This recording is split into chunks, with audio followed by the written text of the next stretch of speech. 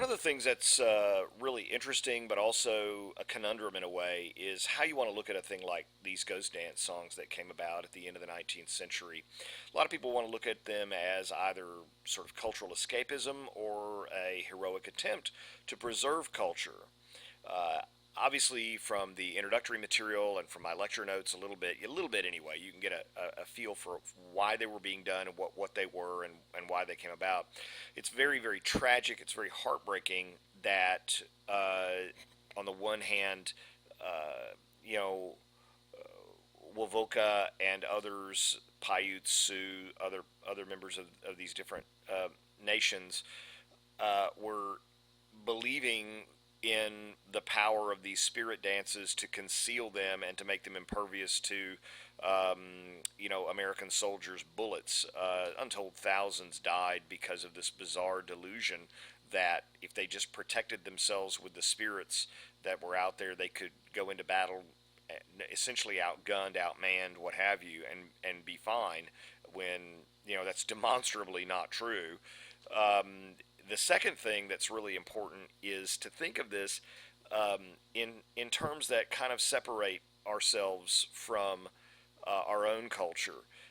I was born and raised in this country. I'm very proud to be American. I think there are wonderful things about the country, but there's simply no question about it that there were people in the U.S. government at the time who were engaged in behaviors that were this happens in every government.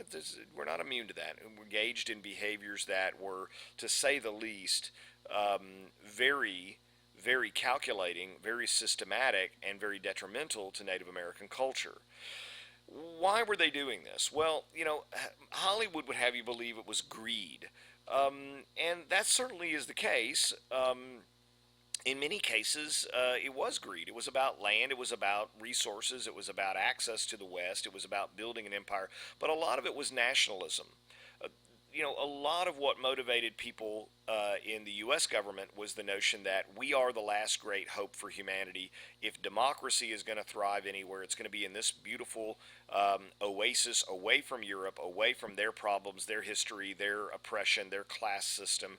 And this is the great hope. We're going to bring immigrants into this country, and we're going to give them land and the means to make their lives. And and the sooner we get more people here who are, owning their own land and their own farms, the stronger we become as a country, the more prosperous we become as a country. There was almost this sort of self-fulfilling need, self-fulfilling desire to settle the West, almost because it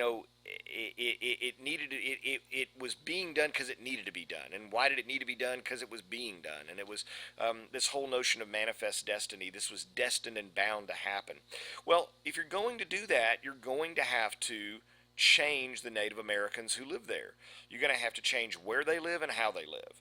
And they're going to have to change from what essentially was a hunter-gatherer society to a strictly agrarian society. They attempted this through various means, many of which were quite cruel, many of which were really, really bad. Um, they did a great job of eliminating these people's livelihood. They did a great job of making sure these people were no longer hunter gatherers.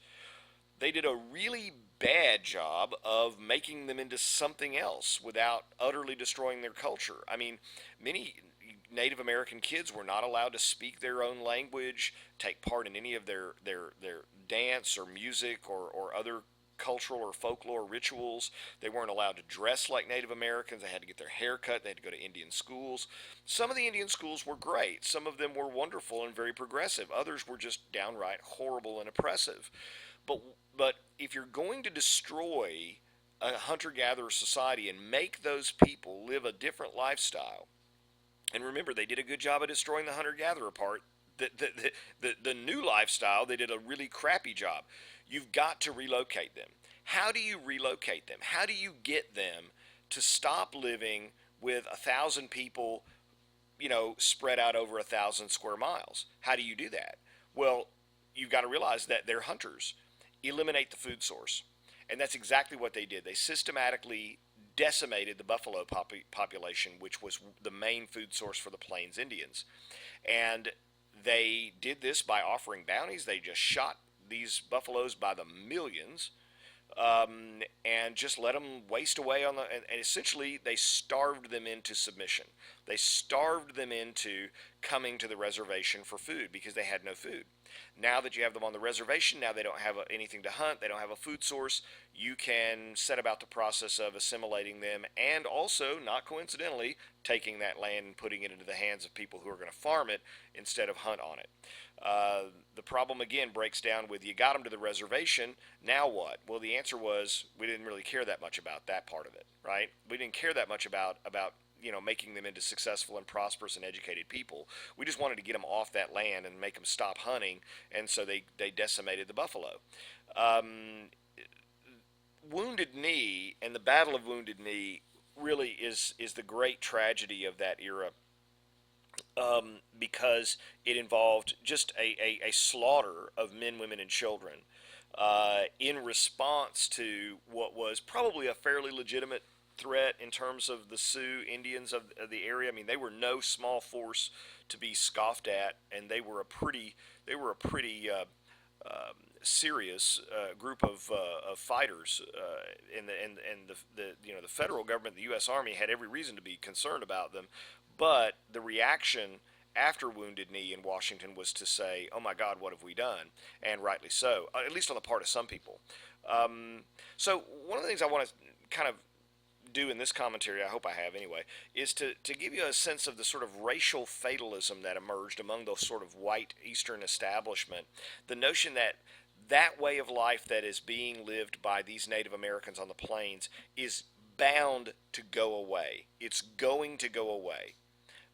It can't possibly survive in a modern industrial society. It needs to go away because there is a more productive use of that land. We have an empire and a continent to build here, and we're not going to do it by allowing thousands of square miles to be eaten up with buffalo when we need to plant wheat to feed a growing eastern population. The other thing is that the cattle farmers in the late 19th century, Chisholm Trail ran right through here in Denton County, didn't need for all of these buffalo to be out there on the plains. It was much more fitting and suitable to the industrial model of agriculture to have cattle, graze them, slaughter them, ship them back on rail cars to the east. And nobody eats buffalo back east, and you can't. Buffalo aren't domesticated. They're not livestock the way cattle are. So even the cattle industry that sprung up here in Texas and the rest of the West was a product of the increasing industrialization of our food system. And it had to happen in the eyes of these folks because you had a burgeoning population back east, and the wheat had to come, and the beef had to come, and the pork had to come, and that all took space. And so there's this emerging notion that these folks are doomed, their way of life is doomed anyway, and we've got to go ahead and get this process over with and try to do it as best we can and as efficiently as we can. Problem with that, of course, was what do you do with these folks? The buffalo dances that they did are a sort of sad relic of of their bygone lifestyle. Down at the bottom of this, and I'll put this in the notes as well, there's a link that'll show you a YouTube video of an actual ghost dance performance. It's really small, but it's been preserved by the Library of Congress, and it's absolutely worth taking a look at real quickly.